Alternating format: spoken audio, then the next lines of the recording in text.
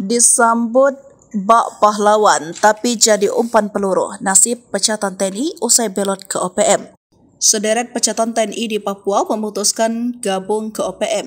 Namun bukannya hidup bahagia, mereka justru dijadikan umpan peluru oleh para panglima OPM. Terakhir, seorang pecatan TNI yang juga sosok kesayangan Undis Kogoya tewas tertembak militer Indonesia. Berikut kisah sederet pecatan TNI yang membelot ke OPM. Nama pertama adalah Senat Sol, 25 tahun. Mengutip dari Kompas.com, anggota OPM wilayah Yahukimo itu tewas di Rumah Sakit Bengkara, Jayapura pada Minggu, 29 September 2021. Ia masuk rumah sakit dengan kondisi luka tembak pada paha kanan.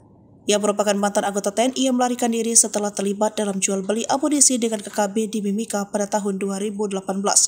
Selanjutnya ada Lukius Matuan. Diwartakan Tribun Papua.com, Lukius Matuan telah diangkat menjadi satu di antara panglima perang KKB. Pada salah satu video yang viral terungkap bahwa Pratu Lukius Matuan sesungguhnya telah merencanakan pembelotan. Ia secara diam-diam meninggalkan kesatuan TNI pada Maret 2021 lalu.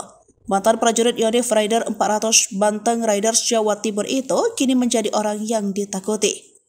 Selanjutnya Yotam Bukiangge yang pernah tugas di Kompi Yonif 756 WMS yang menghilang sejak tanggal 17 Desember 2021 silam.